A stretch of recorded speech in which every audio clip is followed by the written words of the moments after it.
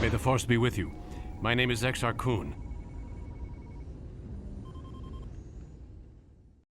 Hello everyone, this is just a quick introduction so I can explain what's going on. Brennan, or Quinlan Voss on YouTube, has reached out to fans of the expanded universe and asked us to record a short video talking about the points on screen now, so that we can turn what would be a sad day, the 10-year anniversary of the EU's cancellation, into a day of celebration and love for these stories. This video is my submission to the project. You can watch the full thing with everyone's submissions on Brennan's channel, the link will be in the description, and show your support to this project. Okay, enjoy.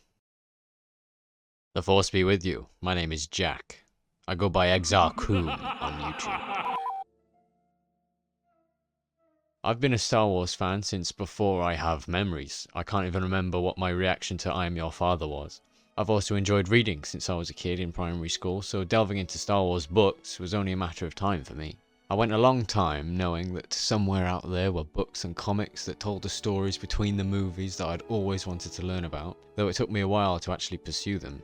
Eventually, my curiosity led me to asking my mum for a few EU books for my 18th birthday back in 2021, and my life has been better off ever since.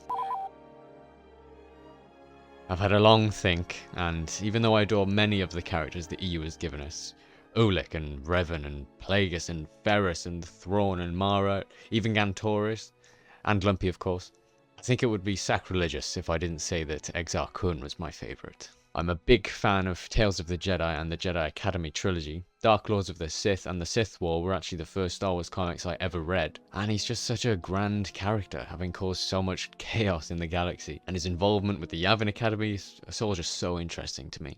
I get a particular enjoyment out of characters that are legend even within the fictional universe they're from. There's also a level of attachment because I named my channel after him, so I admit to being a little biased. I just think he's pretty cool, you know? My favourite part of the EU has got to be Darth Plagueis. Whenever I answer what is your favourite X questions, I always reword it in my head to, if you could only have one X for the rest of time, what would you choose? And it always makes me realise the things that I truly value above all else, and it's no different here. This book is the magnum opus of the EU in my opinion. It's the prime example of what an EU story should be. Born out of a single line from Revenge of the Sith, it ties into a mind-boggling number of other established stories without stepping on any toes, which is particularly impressive as Luceno had 20 years of lore to balance at the time. Not to mention the absolutely phenomenal and intricate story that's told, and Luceno's perfect characterization of Palpatine. I could go on forever and ever about how amazing that novel is. When I've got the sand between my toes on the hypothetical desert island that we all get stranded on in these discussions, you bet that I'll be reading about the infiltration of the Bainite Sith into the highest levels of the Republic's government.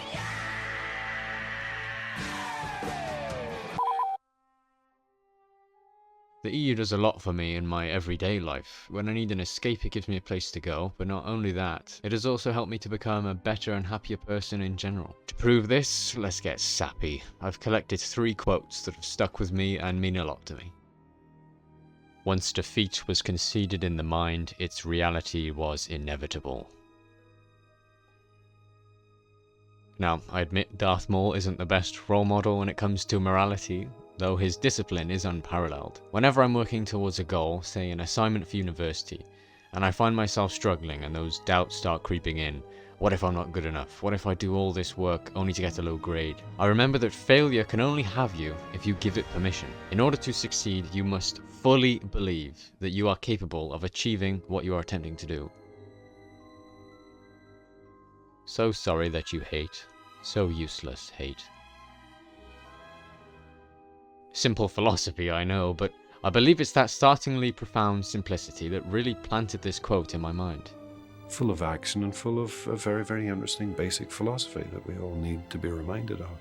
As someone prone to being overcome with stress, anxiety, and anger, this quote carries a sentiment very important to me. In the same way that Obi-Wan is shown in the Jedi Quest series to compose himself by accepting and letting go of his anger, I remember these words when I'm feeling overwhelmed by negativity and in need of comfort. It would be naive to say that this mindset is the cortosis shield to depression's lightsaber, if you will. But I think we could all use a reminder at times that giving these emotions the power to stop your day in its tracks and bring you down, it's just not worth your energy. It's useless. It doesn't serve you in any way. Remembering that helps me accept them and let them go.